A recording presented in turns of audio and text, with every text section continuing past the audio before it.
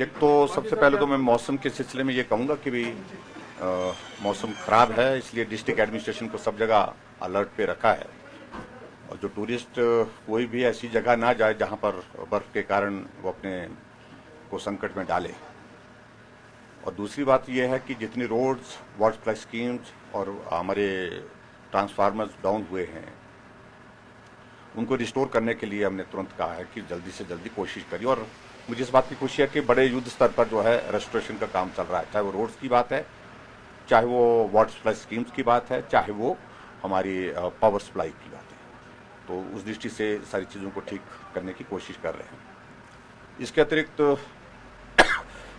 मुझे दो चीज़ों को लेकर के इतना कहना है कि कोविड की सारी सिचुएशन पर अभी हमने जो रिस्ट्रिक्शन लगाई है वो कल तक हैं, 26 तक हैं अभी वो।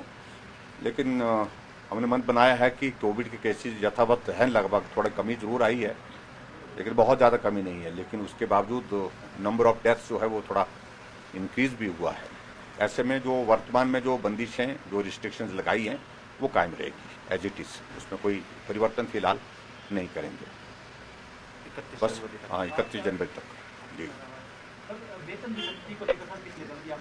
ठीक है, वो बातचीत हुई है, उसके लिए वर्कआउट कर रहे हैं चीज़ों को कैसे ठीक किया जा सकता है। कि कर्मचारियों की एक बहुत महत्वपूर्ण भूमिका है हिमाचल प्रदेश में, और किसी कर्मचारी वर्ग को कोई क्षति पहुंचाने का, नुकसान पहुंचाने का कोई भी लक्ष्य नहीं है सरकार। समय समय पर कोविड की सिचुएशन के बावजूद भी हमने कर्मचारियों को वित्तीय लाभ दिए हैं और आने वाले समय में भी उन पर उसी प्रकार से उनको हम कोशिश करेंगे कि उसी प्रकार से उनको वित्तीय लाभ जो जो भी मिलते हैं और जो नियम के अनुसार है, पंजाब पे कमीशन की अगर बात कर रहे हैं, उन सारी चीज़ों को लेकर के हम गंभीरता से विचार कर रहे हैं और किसी निष्कर्ष पर पहुंचने की कोशिश भी करेंगे जल्दी।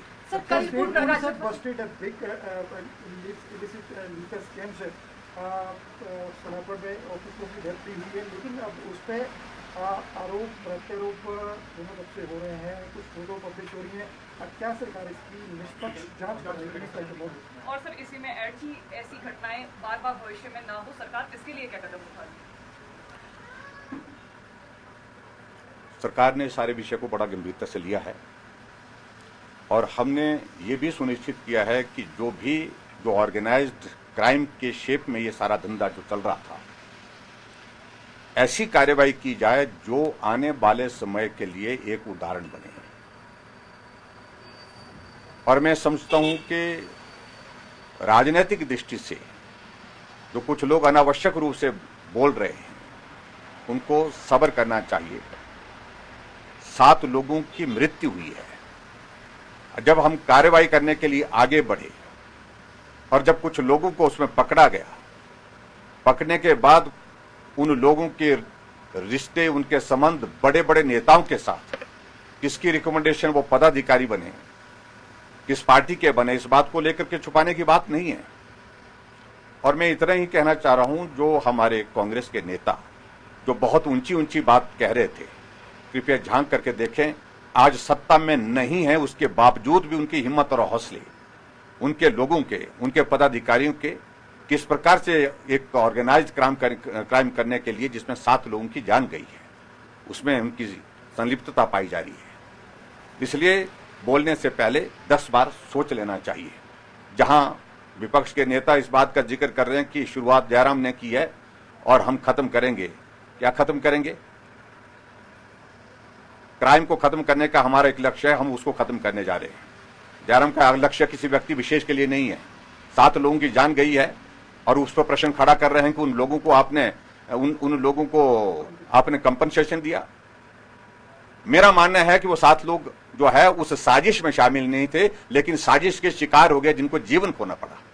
उनके परिवार है, उनके रिश्तेदार हैं, उनके बच्चे हैं, स्कूल में पढ़ते हैं, छोटे छोटे बच्चे हैं। उनके मदद करने की दृष्टि से हमने इस सारी बात को सोचा है। लेकिन उन लोगों को, कांग्रेस के नेताओं को इस बात को सोचना चाहिए, विचार करना चाहिए कि ऐसी चीजों में अगर उनके प्रमुख नेता जो उनके साथ फोटो खींचने की बात समझ में आती है, चलो फोटो किसी के साथ भी खींच लेता है, कोई बार चलते चलते खींच लेता है, कई बार आकर के आग्रह कर लेता है फोटो खींच रहा है।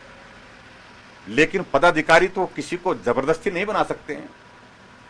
पदाधिकारी तो उनको बनाया गया ना, और किन लोगों की रिकमेंडेशन पर बनाया गया, तो वो परेशान क्यों है? इसलिए परेशान नहीं होना चाहिए।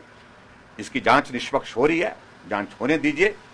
और उसमें बहुत सारी चीजें पिछली भी निकल रही हैं, जो महानुभाव बहुत ऊंचे ऊंचे बोलने की जिनको आदत पड़ गई है, उनको इस बात को समझना चाहिए ऊंचे बोलने से नहीं काम होने वाला है, और अभी बहुत सारी चीजें और भी निकलने वाली हैं। बहुत जल्दी आप थोड़ा सा इंतजार करें। पुलिस को लेकर के जिस प्रकार से उन्होंने अपनी सबमिशन की है, रिक्वेस्ट की है, उन सारी चीजों को लेकर के हम विचार कर रहे हैं। हमने कहा कि हम पॉजिटिव एटीट्यूड के साथ हम काम करने वाले लोग हैं। पुलिस हमारी एक बहुत महत्वपूर्ण एक डिसिप्लिन फोर्स है, और डिसिप्लिन में रह करके, अनुशासन में रह करके उनको अपनी बात कहने का अधिकार है। लेकिन उसके बावजूद ये भी हमारा किया हुआ नहीं है। 2015 में कांग्रेस की गवर्नमेंट थी, अगर उनके सारे रूल्स में जो चेंजेस की गई वो 2015 में की गई, और इसलिए जिन लोगों के कारण, जिस पार्टी के कारण, जिस सरकार के कारण उनको ये खमियाजा भुगतना पड़ रहा है, उनके बारे में सोचना चाहिए, हमारे बारे में नहीं। हम उनके बारे में सकारात्मक दृष्टिकोण के साथ आगे बढ़ करके मदद करने का मन रखते हैं। सर, जनता की तरफ से ये राय भी आ रही है इसी शराब मामले को लेकर। देखिए, इसमें मैं सिर्फ शराब वाले मामले में सिर्फ इतना ही कहना, मैंने कह दी अपनी बात, जांच हो रही है इसमें अभी ज्यादा। की मौत के बाद प्रशासन क्यों जागा? इससे पहले पुलिस प्रशासन कहाँ था? देखिए, दुर्भाग्यपूर्ण है, मैं मानता हूं उसमें त्रुटि रही है, कमी रही होगी, लेकिन उसके बावजूद भी पुलिस ने बहुत अच्छा काम किया। उसमें रातों रात उन सारे लोगों को उठा करके कहां से लेकर के आ गए, इस बात को भी समझना पड़ेगा। लेकिन जहां तक मित्र, मैं जरूर कहना चाह रहा हूं कि आने वाले समय में हम उस कानून में अगर कोई हमको कुछ चेंज करना पड़े ऐसे ऑर्गेनाइज्ड कैंपेन, ऐसे क्राइम के बारे में, तो निश्चित रूप से करना पड़ेगा, और हम करेंगे भी। और हम तो कोशिश ये करेंगे, जिन लोगों का जीवन गया है और उन लोगों के लिए जो कंपनसेशन हम दे रहे हैं गवर्नमेंट की ओर से, जो मदद कर रहे हैं, ऐसे लोगों की जमीन जायदाद कुर्क करके जो है वो करनी चाहिए, ऐसी सजा होनी चाहिए। उसके तहत फिर उनको जो है मुआवजा उसके माध्यम से दिया जाए। ऐसा प्रावधान आने वाले समय में सोचेंगे।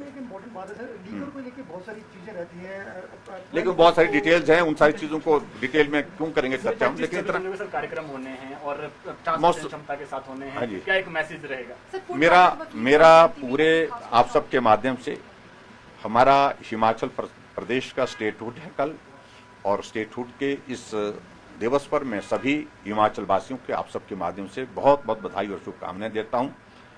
और कल का कार्यक्रम हमने सोलन में रखा है, और कोविड के नियमों का पालन करते हुए इस कार्यक्रम को करेंगे। 26 तारीख का कार्यक्रम भी कोविड के नियमों के पालन के साथ ही होगा, और 26 तारीख की भी मैं, रिपब्लिक डे पर भी मैं सभी प्रदेशवासियों को बहुत बहुत बधाई, शुभकामनाएं। Thank you please, thank you.